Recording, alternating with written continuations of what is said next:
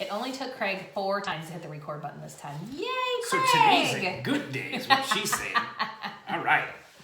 All right, today we've got a great video for you. Guess what? We're going to do something totally different. We're going to do 5 tips for first-class customer service instead of our normal 708 tips because we thought it would just take a little bit too long if we did that. So let's get right into it, Nicole, and we'll start with number 5. So number 5 is set your expectations. Set expectations. Stop trying to talk over me. We said the same thing. That's crazy. So set your expectations. If, tell your client ahead of time what you're going to do, what your job entails, and then actually follow through and do it. I was going to say follow through and, do it too, but I didn't. She already beat me to it. And she yelled at me for talking over her, and now I'm kind of... You should be scared. Feelings are hurt a little bit, but whatever. I'll try to power through it. All right, set expectations are good. Tell your customer what you're going to do and then do it. That's simple, right? Yeah, I think so. All right, good. Number 4. Be the calming force. You forgot to do this. Oh, well, we're switching it up. It's confusing. Be the calming force. See, then you shouldn't talk over me.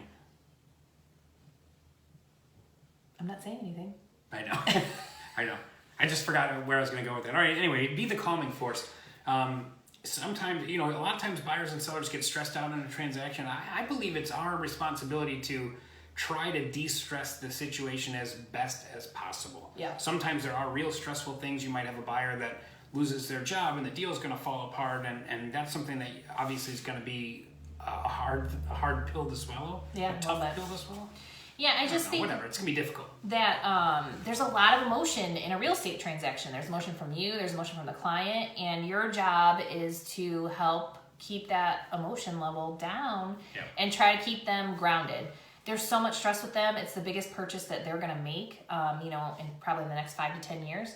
And, they don't know what we do about real estate transactions. So they have their own job that they have to do with moving, lending, all that stuff. And they need you to help kind of keep them on track and keep them grounded. Yeah, I think that's an important thing. Like if you go to a restaurant, order a steak or something like that, the chef doesn't come out. He's like, oh gosh, I gotta make sure I gotta get the butter just right. Then I gotta throw it in the pan when it's hot. And then I gotta put butter on. I gotta flip it over. I gotta get char marks. And like they don't come out and tell you that. So I think that's a good professional realtor helps minimize the client's exposure to drama. Yeah, I agree. Yep. So, okay. Which one are we on? Number 3? Number 3. This one is more of this is like a minimum expectations type thing. You by license law, I think in all states, but I know at least in Indiana it's like this. You have to give your client copies of all the documents that they're going to be asked that they sign. Yeah. So that's a simple thing. And we hear complaints occasionally that, well, I never even got copies of my contract. I never got copies of the purchase agreement. I never got copies of the contract. Yep.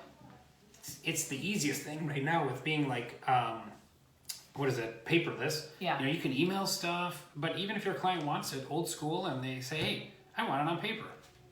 Yeah, I mean, there's nothing wrong with printing everything out and giving it to a client. Some clients just prefer it that way because they just want a copy. But, with DocuSign and everything, everybody should be getting copies of everything, but sometimes clients just don't realize it. Yeah. And then sometimes they're asking because the lender's asking them for some document. Take that, send it to the client, copy the lender, so it's all done for them, so it's an extra step that they don't have to do. Definitely. Yeah. Yeah, I like that. Yeah. That's good. Good customer service. It's first class. Yeah, right. First class customer service, the best. Okay, number 2. When you're texting, learn how to emote. I think she did this for me because I don't know. I just text like nice, okay. That's true. Yeah.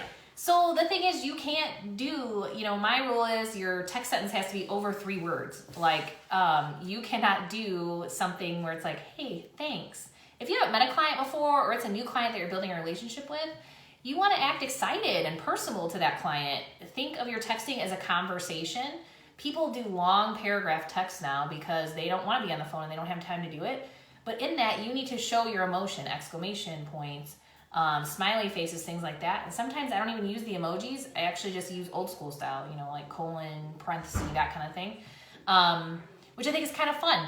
So, but, hey, looking forward to meeting you tomorrow, things like that. That's the emotion that you need to put in those texts, not just like, great, appointment set, Bye. And do yourself a favor, if you do the text to talk or whatever, or talk to text or whatever, read those before you send them. Yes. It's please. so weird. I get these sometimes, and it's like I feel like an old Egyptian explorer, trying to decipher hieroglyphics. Hey, you talked over me. It's my turn. Anyway. All right. Anyway, so that's a good one. Okay, number one, our last and best tip of the day here is going to be stay in touch with your customers. Just stay in touch with them.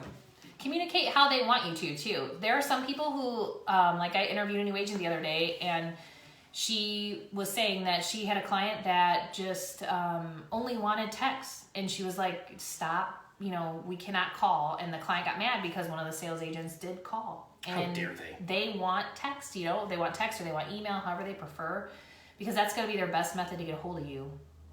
I would say too, let's say you're going to do let's say you update your sellers every week, which we recommend. Let's say they do want to be contacted by text or something like that, but let's say you're busy and you only do that like by phone while you're driving or something like that. You might, and then it goes back to our fifth tip, which was set expectations. You might tell them, hey, every Friday at around lunchtime, I'm going to call you and give you an update on what's going on with your listing, what we're going to do to get your home sold, stuff like that. So I think if you set that expectation up in the beginning, that's fine. And if you both agree to that, then I think that's okay. Yeah, I think, our job, we talk about communication a lot. We are the hub of communication. And the more you communicate, the better your customer service is going to be. And that's just hands down. I think so. Yeah. I think so. Mm-hmm. All right. Those are some 5 great tips. What do you think? I think so. All right. I think that was a good one. All right, guys. Thanks for watching and have a great rest of your day. Thanks. See you next week.